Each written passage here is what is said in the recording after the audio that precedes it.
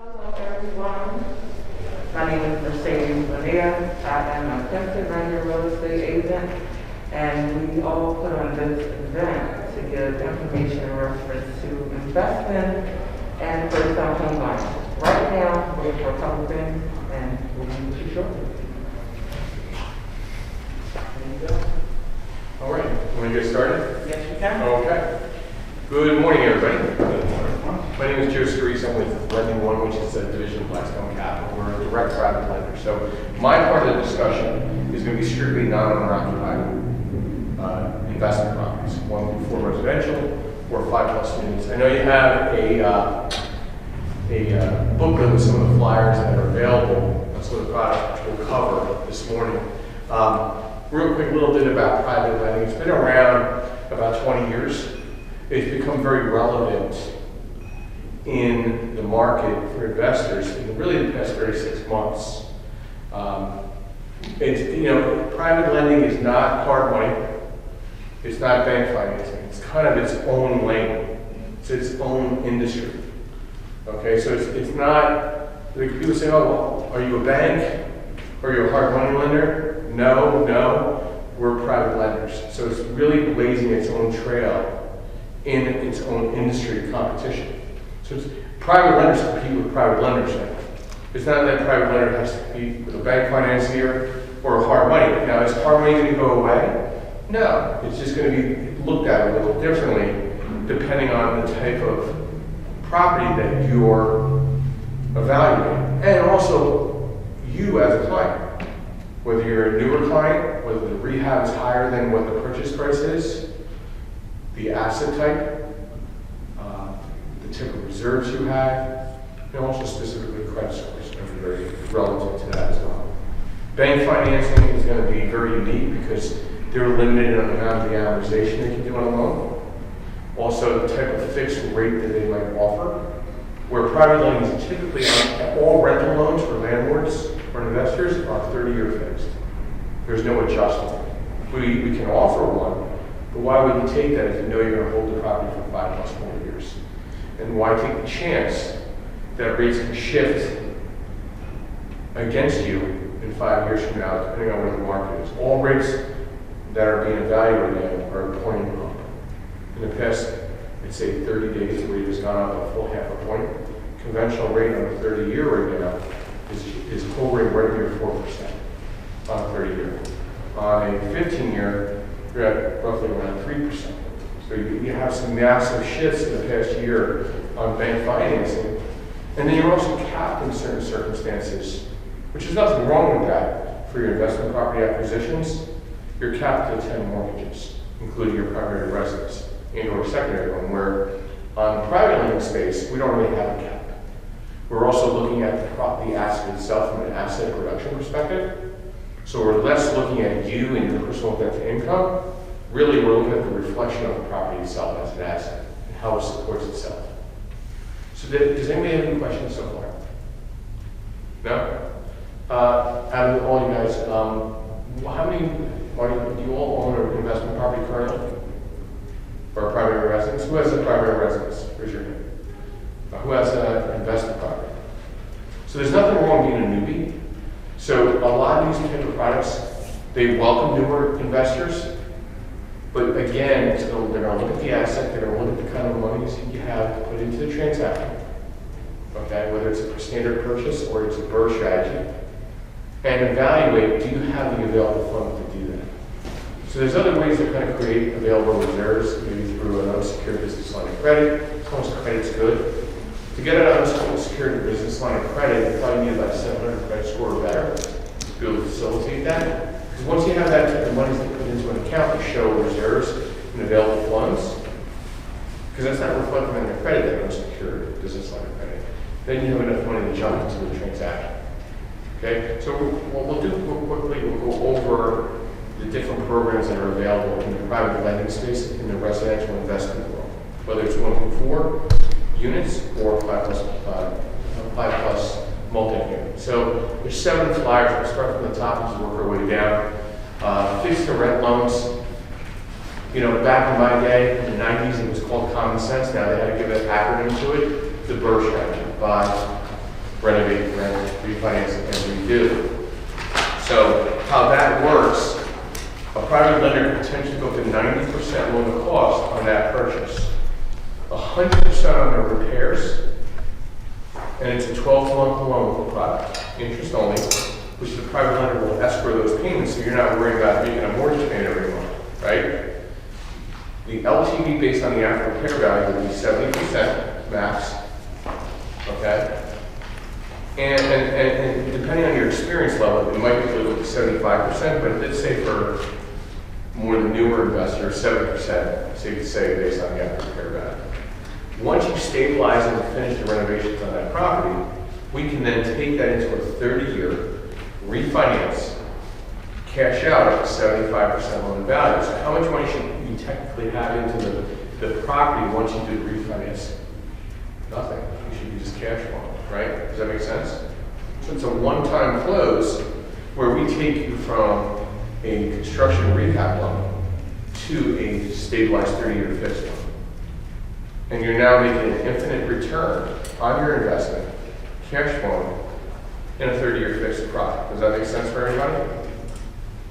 So this is a really good product to have because you need to show a certain amount of money into the transaction, and you get most of all your money and the rest of your money for profit out on the refinance cash out once you stabilize and rent the unit out. So does anybody have any questions on the burst strategy loan product? Now also typical credit score requirement is a 680 credit score or better. This BRRRR product is also very complementary to anybody that's a wholesaler that has buyers that are trying to get qualified to buy their wholesale or sign their assignment. Who's a wholesaler? Can you guys know a wholesaler? Are you a wholesaler? That's fine. So you're interested in wholesaling. So you're going to assign a contract to a viable buyer. Maybe it's a property that needs rehab. So if the property needs rehab, they're going to need a rehab loan. For the BRRRR strategy, you could potentially hold it on the back end.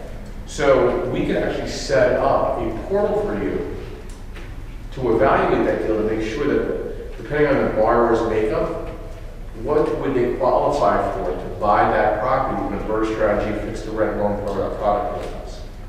Does that make sense? Okay. So we'll go to our next product, which is a multifamily bridge loan. This is multifamily with 5+ units. I want to go one step back and fix the right thing. I apologize. As a wholesaler or as a potential investor, the little secret, keep your repair costs under 35% of the purchase price. Make it a viable transaction for private lending options. Once you get to 50% of the purchase price on the repair cost, you start leaning towards the necessity of having a very expensive, experienced borrower that has background in rehab, and or it starts looking more favorable toward hard money, which is kind of risk heavy and more predatory on pricing. Does that make sense? Stay under at 35% of repairs or under based on the purchase price. If you're going to try to get, if it's going to be 50% of the repairs based on the purchase price, remember, private lending starts looking at the borrower again to see what they're experiencing. If it's the first deal that they've ever done, most likely they would have to take that loan hard money and have more money into the deal. Does that make sense for everybody? Stop me if you have any questions, please, by all means. So we're going to go right to multifamily bridge. So if the purchase price is $100,000 for the property, keep the repair cost under $35,000. As a good wholesaler, or a good investor, or a good realtor, you're keeping the risk low for your clients, and you're going to get repeat business. So you're looking for that repeat. Okay? To get repeat business in our industry is the most important thing. So multifamily is 5+ units. Okay, multifamily. We have a bridge product that provides anywhere from 5 units to 300 units. The loan term is a little longer than the fixed to rent loan term because it might take a little longer to repair. We can go up to 75% LTV based on the after repair value, 80% loan to cost on the purchase, and typically anywhere between 80 and 100% loan to cost on a rehab. And then once you stabilize the property, you can take it into a 30-year fixed, multi-family refinance up to 75% loan to value. Now, where does the line crossroad between bank and private lending? A bank can typically only provide a 5-1 arm product, typically with a 20 or 25-year amortization on a 5+ unit multifamily. We're providing a 30-year fixed. So you see where the difference is from private lending versus bank financing? Okay, so just keep that in mind when you're looking at more of the 5+ unit environment. I think we all aspire to go bigger, but you got to start off somewhere. I would start off from the 1 through 4 residential. I wouldn't go out there swinging for a home run on a 5+ unit as your first investment property. Unless you have plenty of cash and wherewithal, and maybe you're partnering with somebody that has that level of experience. Now, if you're going to partner with anybody on so far on the transactions we're discussing, anybody that has over 10% ownership in the corporate veil, or the LLC or the S Corp or C Corp that you're created to buy real estate in, will need to see their financials and credit as well. And I would prefer to see a 680 credit score or better. Can I look at 660 or better? Yeah. But is pricing going to be different? Absolutely. You really want to identify yourself with good credit. That's very important in this market. All right.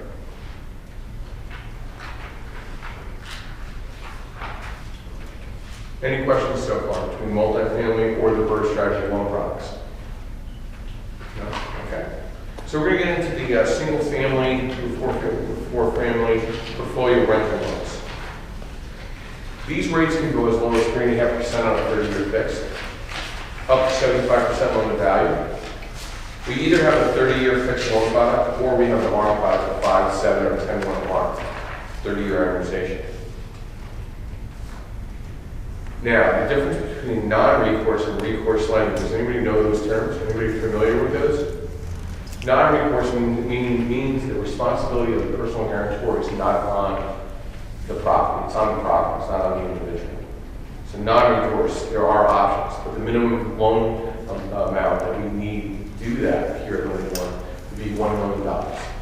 So the value probably would have to be at least $1.5 million or $2 million up to that portfolio to make a lot of sense to look at non-recourse lending. Otherwise, we have recourse, where you would be a personal guarantor under the corporate veil of the property, of the ownership of that property.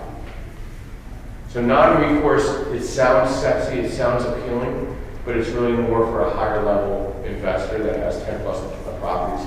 Maybe there's a reason why they want to go non-recourse, because their balance sheet shows something where they want to not have that on their balance sheet. It's typically an accounting reason, for the most part. And then some people just don't want to have the personal responsibility to the portfolio. But to me, you're getting 75% either way.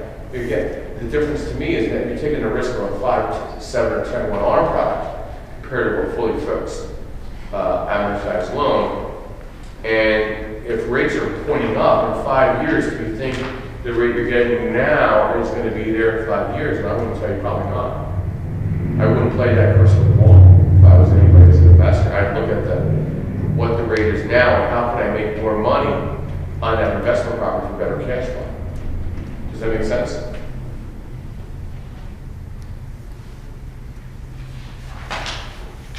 So we also have a new construction product.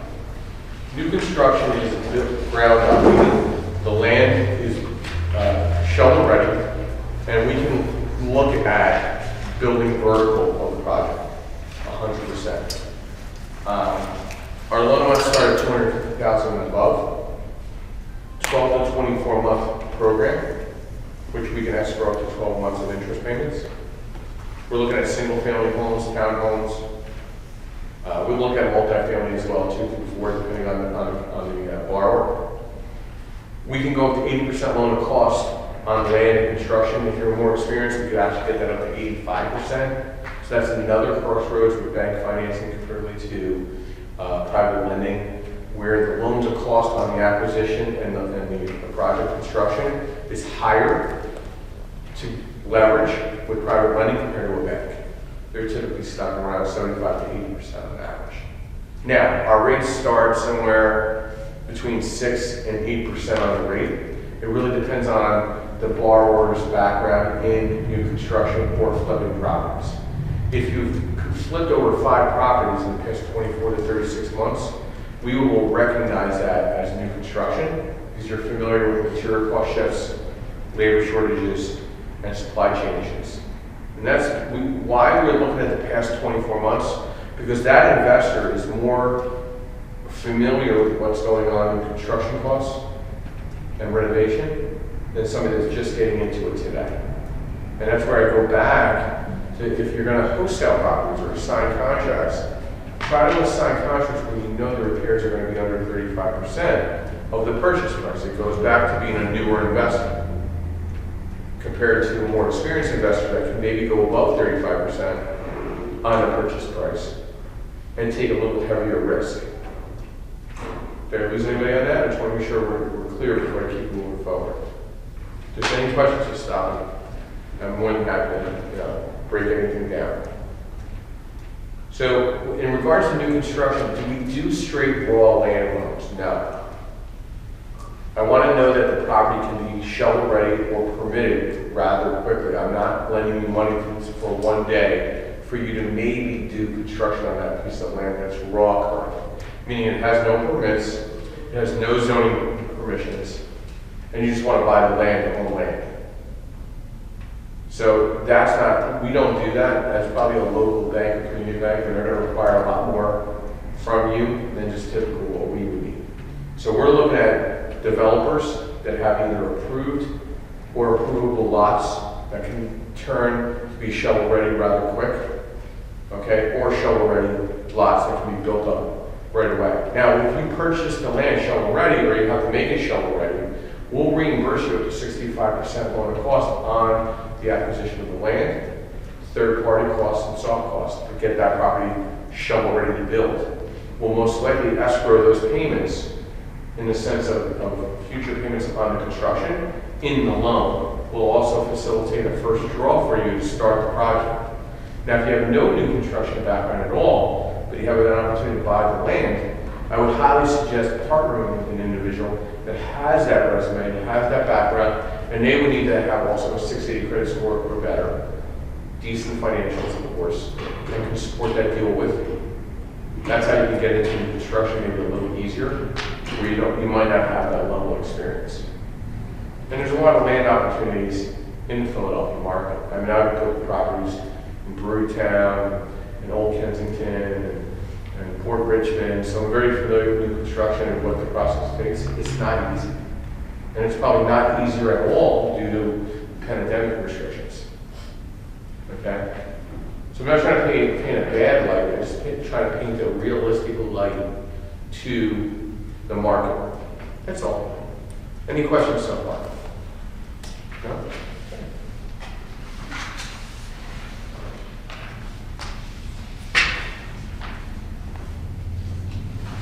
Skip over to rental loans, good old-fashioned refinance or purchasing. On the purchase and refinance, we have the ability to go to 80% loan to value based on the debt service coverage ratio, meaning income and expense ratio, to the asset, and also the appraisal value that ties into it. So what does that mean? We're not looking as heavy at you as an individual. We're looking much more at the asset to make sure it supports its debt and also provides you the proper debt service coverage ratio return of cash flow month to month. Can we typically look at 80% in some of the markets in the Northeast region? No, because it's a tighter market. Taxes are higher, insurance is higher, rent's a little lower compared to some of the Midwest where taxes are lower, insurance is lower, cash flow is good. But it really depends on where you're looking to invest as an out-of-state or in-state landlord. Okay? Typically, we'll do cash out at a 75% loan to value with very limited seasoning. And our seasoning requirements means a signed, executed lease, first month rent, and security deposit verification. Then we can start the refinance. We typically are looking for clients above 680 credit score, either on the refinance or purchase. If you're below 680 credit score, Do we, and you're between 620 and 680, do we have some other options? Yes. Rates are a little higher, loan to value and loan to cost is low. So that means we would have to show more money or availability. And why is your credit below 680 would be a question I would ask as a private lender. I keep going back to credit score needs to be 680 or above to be in the private lending space. If you're in the bank space for investment properties, typically they want 700 credit score. Now, if you're trying to buy a property of your own, you can probably go as low as 580, credit score, but I don't do anything to owner occupied. This gentleman will be discussing on the owner occupied side. Again, I'm sure there's products out there, the house hack, a residential investment property, one can afford to live in and occupy and become a landlord that way as well, with a lot less money out of pocket. Typically, it's like 3.5%. Okay, but we're not going to touch that, and that's going to be somebody else covering that. Does anybody have any questions so far on refinancing or purchasing the rental loan space? Minimum loan size is $75,000. Minimum value of the property needs to be $110,000 or above. Just because it's a really good property in a very bad area that you could buy for 60 grand, I really have little or no interest in financing that property. Because think about this, if it's 60 grand, you go sideways with that deal, how much do you think that property is going to be worth by the time I recover it in foreclosure for you? Probably about 30 grand. So now I have an upside down loan that I financed you, and now I got to sell that off to somebody that's going to vulture in and, lowball me on an offer, and I'm not going to recover any of my money on that mortgage. So I'm not going to lend on that. We feel safe to say that the minimum loan size is $75,000, minimum value $110. To me, is a safer place. Do we have a concern whether it's Section 8 or market rent? No. As long as you have a signed lease and you have a history of monthly payments on time, you should be in good shape. Any questions so far when it comes to rental loans, whether it's refinance and or purchase?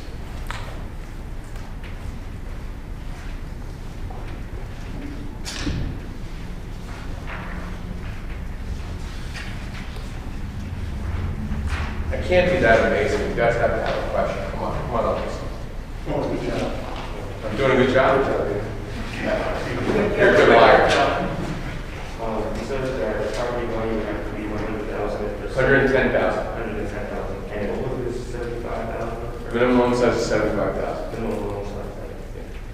Again, it's not cost benefit to buy a lot of little properties at 50,000 apiece because who's going to finance those?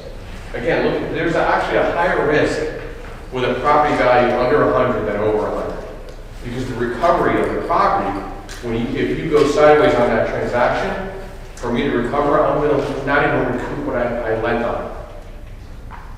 Think about it, it's going to be another blighted shell by the time I get rid of that property. I'm just being honest. I mean, you don't have to like my honesty. These are facts. Okay? I'm not saying to be Babe Ruth and hit a grand slam every time. Some of you don't even know what Babe Ruth is, but it's okay. But at the end of the day, you're better off spending a little more money into a deal, because your return is just going to be that much better. Safe to say. Now, safe to say also, in the immediate Philadelphia market, I don't know a lot of places where the values are below 110. This city has matured where the values are above 110 on average. Are there other surrounding areas where the values might be below 110? It's the question, do you want to put that type of effort in as a landlord? There's a lot more deferred maintenance, a lot more work. Buying cheap is not always smart. There's absolutely no success in shortcuts in the real estate industry. And that's a fact. So I'm not here to give you any type of get-rich scheme type of presentation whatsoever. I serve it cold, but it's usually straight out. Exactly what needs to be addressed. Okay? So remember, what are some things that we want to keep in mind so far? I'll just digress. Credit score above 680, cash reserves, evaluating the asset, 70% LTV or under based on the after repair value. Your borrower or yourself need to be able to have the capability of going up to having about 10 to 15% into the transaction on the purchase side, knowing that you're going to get up to 100% of the repairs. You also have some closing costs. We're gonna escrow 12 months of interest payments, so you don't want the mortgage shot month 1 or 2. But hard money lenders don't do that, and you're kind of making that payment every month, and you're sweating if the GC disappears on you, or the windows don't come in because there's supply chain issues, or the 2x4 is just jacked up $10 a 2x4, and now your budget's off by 20%. These things happen all the time. Don't tell me they won't happen to you, please. Okay, this happens to people that are experts in the field. Experts. So I'm having these discussions day in and day out with investors, with their concerns. I had one investor wait 2.5 months, almost 3 months for his windows to finish the project. That's crazy to think about. That's 2 months of just wasted time. He then had the tenant in there, collected rent already, out of his loan. I think he bought it cash so he can have all his money back. I mean, it helped the ceasing of ownership a lot from my side, but he could have turned that money over twice already to 2 other projects by leaving that in the brick. So what I'm seeing more right now in this transition in private lending is more individuals are realizing they need to leverage free and clear properties and identify more properties to buy as we're walking into a foreclosure, bank REO market over the next 12 months. That's what's happening. Short sales, attorney workouts where they're working out over leveraged properties with hard money lenders or conventional lenders, foreclosures, self-proclaimed short sale specialists and attorney specialists that are short sale specialists. Okay? These are all red flags. Maybe not a mortgage collapse like what it was in 2008, but when you have an inflation between 7 and 8%, there's probably only a couple people here that remember in the late 70s, inflation being 7 8%. It's a bad time. Maybe some of you remember in the 90s, the unemployment issues we had. Some of you maybe remember the 2008 mortgage collapse. Sad to say, I remember all 3. Is this a sign more of the late 70s, early 80s? Absolutely. Do I think we're having a mortgage collapse? I don't think so. There's just way too much money being flushed and too much liquidity to support buying properties as they come online right now. After that shift, absolutely. Do I think Bitcoin or crypto is going to take over the real estate industry? Absolutely not. So your aspirations to be Bitcoin experts and crypto, I don't want to crush your dreams, but that's not going to happen. Not at least for the next 5 to 10 years, unless something drastically happens in the economics of finance and real estate. Okay. So we're going to talk about fix and flip loans. Rates go anywhere between 6.99 and 9.99, really depending on your reflection of your credit, asset type, debt coverage, repair costs, experience. It's all about credit and rating, not much else. I mean, your background, how much rehab have you done in the past 24 months? Again, have you witnessed and felt the pain of the everyday real estate investor, or have you not in the past 24 months? It's going to be my question. It's not an insult. I need to know this because I need to be able to build strategy for you to get you out of that deal. I need to build strategy to get you into that deal. That's a big difference between private lending, hard money lenders, and banking. Okay. That experience of fix and hold, or just fix and flip. That you've done in your LLC? Right. I'll look at that.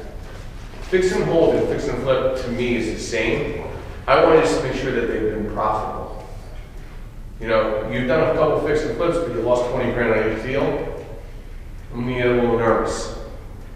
I don't want to see you lose money. Maybe you're not evaluating the purchase correctly. Maybe you need to switch your realtor.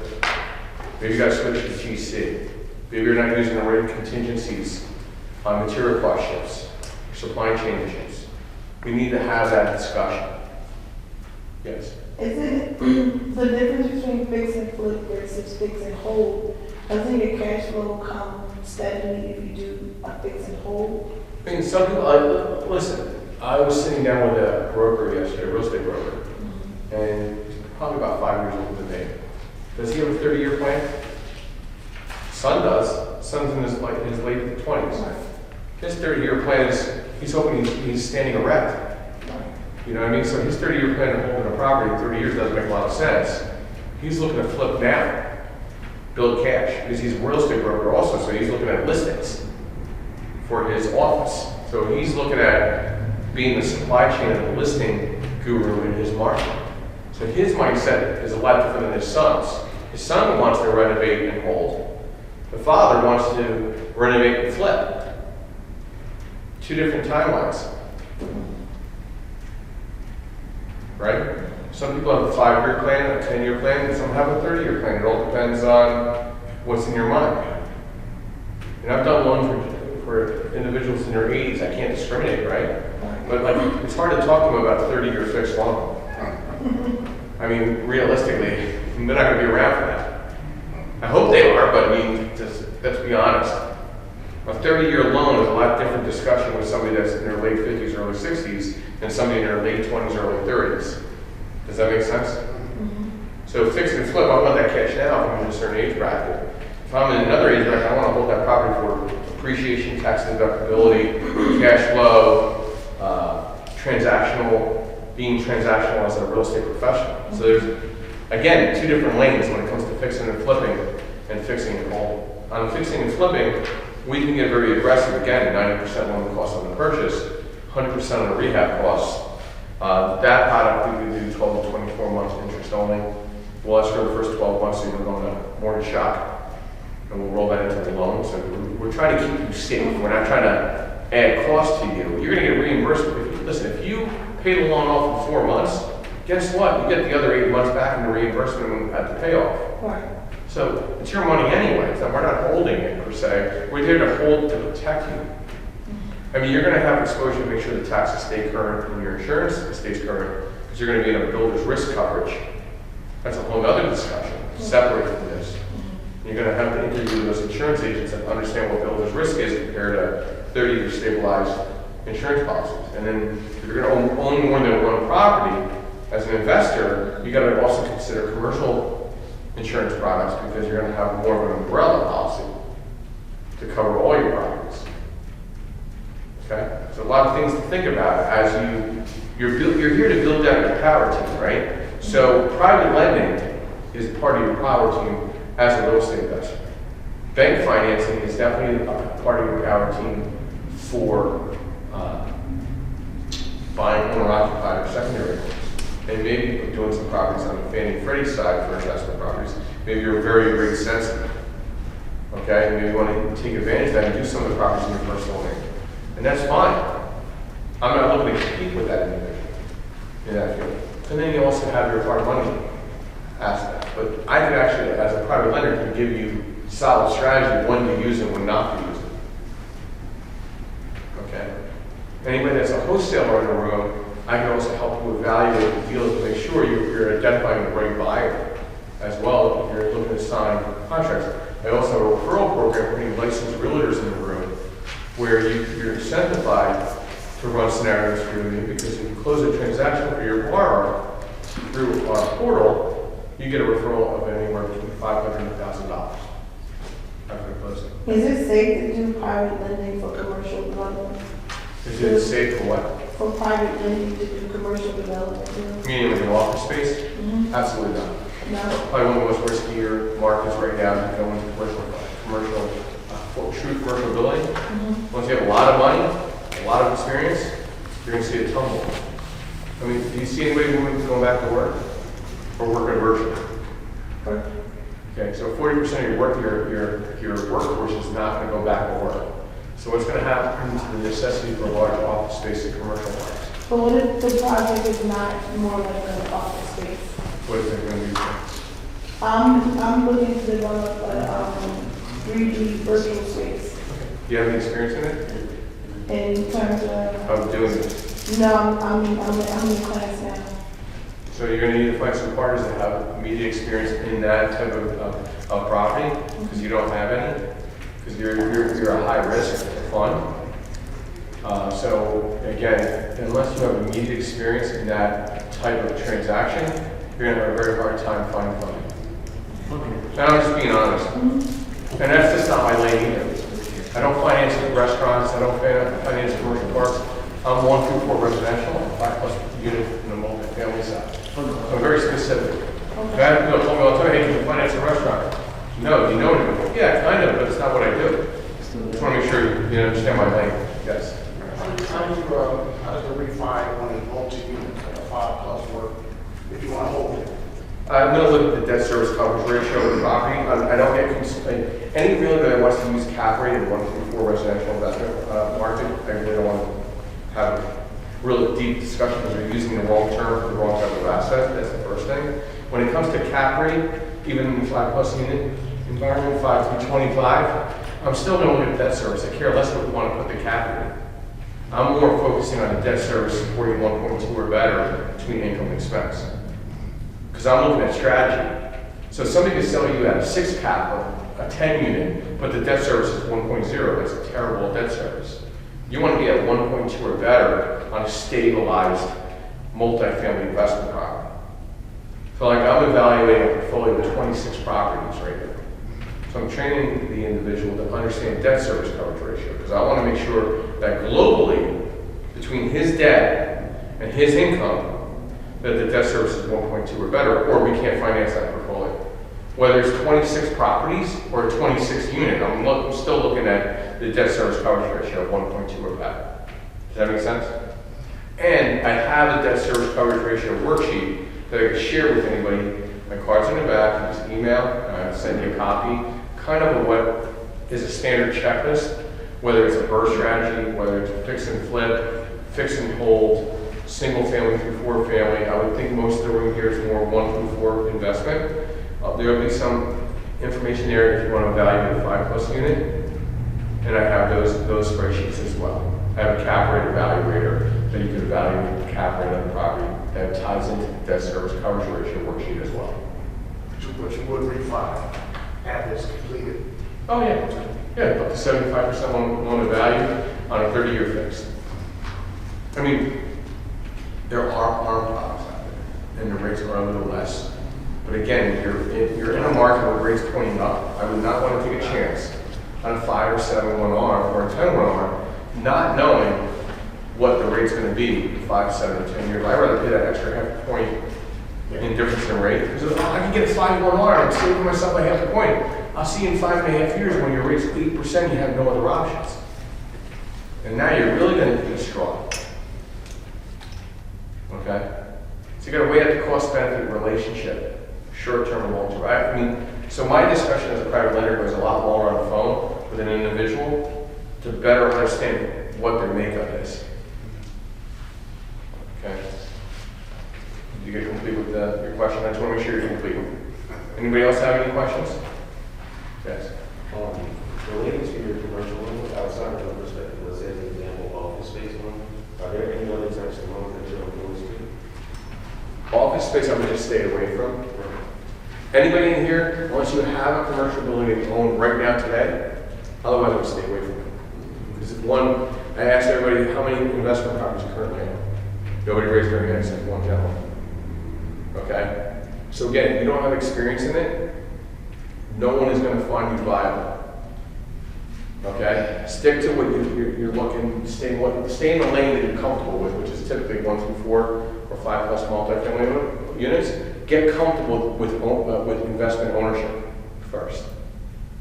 Because you got to show some level of experience. I mean, I appreciate everybody's dreams, but again, sometimes it's fantasy if you don't have the cash, reserves, the experience, and the right asset. Yes? What if somebody was to invest in a multifamily that had a commercial unit and then decided to... A mixed use. Yeah. So that, say it's 4 residential units and maybe 2 office space below, right? I want to know that you have immediate experience in that type of asset because I'm going to look very hard at those 2 storefronts or that retail space because I have a feeling they're going to go empty, especially in the urban markets compared to the suburban markets. Right. Okay? Again, 40% of your work, your industry, people that work, are not going back to work. They're working from home. They've proven they can work successfully from home. So you're going to have only 60% of your workforce going back into the cities to work, So do you need as much retail to support 60% of the 100%? You gotta think about that. So, you know, how many nail salons can you support? How many pizzerias and Chinese restaurants can you support in that retail space? I'm actually seeing more investors claiming hardship on those storefronts and converting them into residential units. That was my next. That's what I'm working with a client right now in Harrisburg. He's a smart young man. He's a second generation investor. He is converting the 2 commercial units into residential units. They already have kitchens. They already have bathrooms. They're already handicap accessible. And he's going to get better rent long term from the residential units because most of the state employees are working from home. So why would you need that wasted office space? It's going to stay empty. You're going to have high turnover. I'm not going to trust those leases. Okay? So are you more likely to lend to someone who's doing that? I'll be more impressed in that right now than somebody that's going to tell me that they're going to all open up an office park and do flex space. Okay, your hand raised right there. Right there.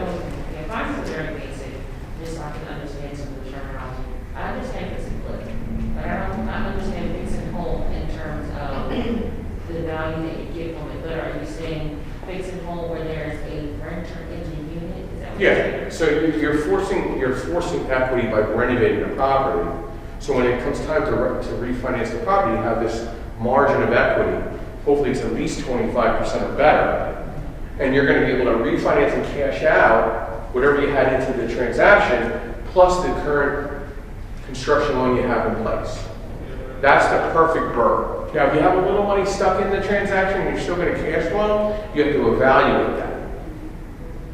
I always evaluate every transaction if you're going to hold the property, even if you think you're going to fix and flip. Yes. What does experience look like to you for someone such as you lending money out? For me, I went to share sales and I bought 2 properties for a certain price and then I sold them at a higher price. Does that make sense? In the past 24 months? Since 2017. So it's beyond 24 months. Okay. So you don't have any ownership of investment No, I properties? sold them. And you haven't flipped anything in the last 24 months? No.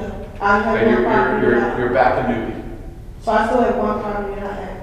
Okay, so you have 1 rental property, but you have Yes. no rehab experience No. in the past 24 months. So again, you're back to newbie in the sense of burr strategy. In rental ownership, you have rental experience in the past 24 months, yes. But if you partner with somebody and you more than, like they say, 50% of the LLC, their experience becomes your experience, pretty much. I can merge worlds. But I want to look now where you're at then. Again, it goes back to credit score 680 plus, cash reserves, immediate experience in the past 24 to 36 months. I need to trust that client is going to carry that torch. Okay? I need Carl Lewis. Some of you are not old enough to remember Carl Lewis, but I'll age myself a little bit. Great voice to play with, but he was a good singer too. So, you know, I want him to run with the state. Well, if an entity would. Yeah, I want to see the makeup of that operating agreement. I want to see what the personal guarantors are. I want to see the articles of information. I want to see a letter of good standing. Yes. So I want to go over what the burr strategy is. A lot of people that may be watching or even hear me might not be able to see me, but the burr strategy is to buy a rehab, rent, refinance, and repeat it again. So the reason why you would look like a novice, or you would look like a novice, is because, as stated before, and the forward part of Joseph's presentation is that supply chain. We see what's going on with supply chain management, and we see what's going on with the world right now in the state of COVID. 24 months, when we look at the state of 24 months, this is what makes us newbies again. So we gotta look at what's going on. So the market is very, very strange just to even buy a single family, anything from 1 to 4. Joe is usually dealing with major deals. Well, no, and from start I'm going to direct you the right way. Right, absolutely. Okay, listen, there's nothing wrong. Everybody started off with 0, okay, when you were born, okay? I'm a second generation investment owner of a real estate portfolio, okay? I have my own investment properties. Did I have struggles during some of these market shifts over the past 20 years? Absolutely. Do I have immediate experience in renovation loans in the past 24 months? Actually, I do. Do I have new construction in the past 24 months? Actually, I do. So am I a viable partner? Maybe. It all depends. Am I looking to partner with anybody right now? No. Because I have my own goals and strategy in what I'm doing. Is burst strategy a great way to get into creating force equity and cash flow? Absolutely. Do you have a viable realtor here to address those needs? Yes, you do. Do you have to pencil that? Do you have to make money when we buy? Absolutely. Do you have to double check or triple check your general construction bid and draw schedule? Yes. Okay? Maybe a partner that has that viability and background. This is not about picking on somebody. This is about sizing up realistically what your expectations are. Okay? Sizing up what your capabilities are financially and strategically. That's what private lending is about. Okay, I've been doing financing 23 years. I've been a licensed realtor since 1988. Most of I see 2 or 3 of you that probably weren't even born in 1988. Okay? When I had my real estate license, there was no such thing as the internet. There was a thing called the blue book and the yellow book. You had to go into the real estate office and look in the blue book and the yellow book to see what new listings came about.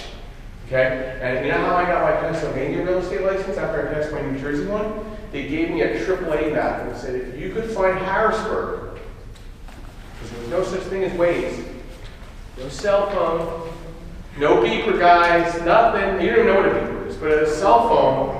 I mean, you're like 21 years old on the spot. Come on. Okay. I check your ID for the next 10 years. Okay. So you took the mask off. I used to be a doorman and I used to check ID, so I got size up age real quick. So you're under 28. How about that? So that's good. You're gonna look like that for hopefully a very long time. I know, right? Exactly. So, but at the end of the day, I had to go find Harrisburg. I had to go find the opportunity and bring the, and get my license. Think about that.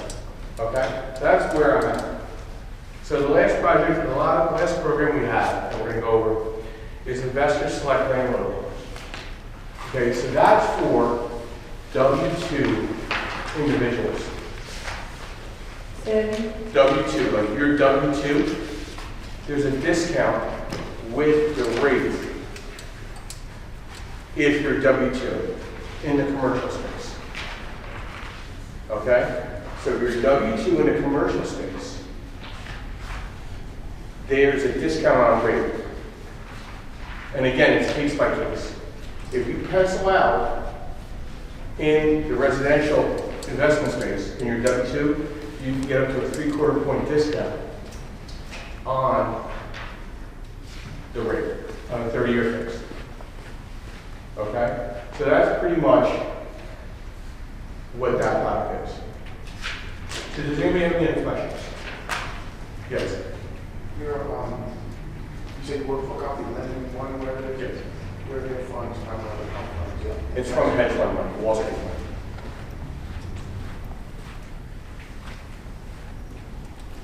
Martin Thursday is very, when you say W-2 and plus a commercial space, I understand what W-2 in commercial space, but I don't see how they really think what you're talking about.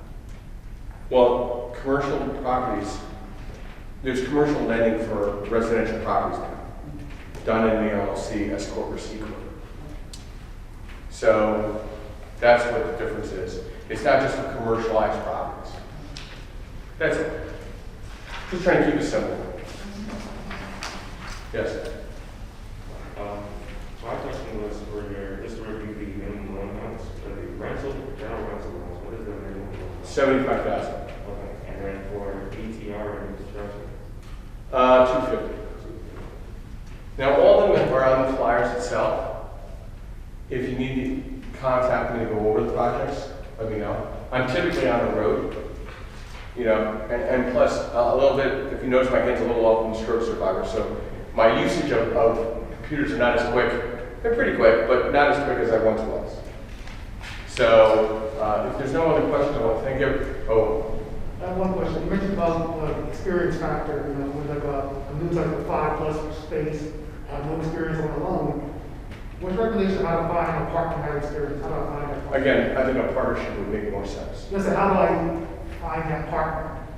What's your That's, recommendation? that's a discussion we would have to have.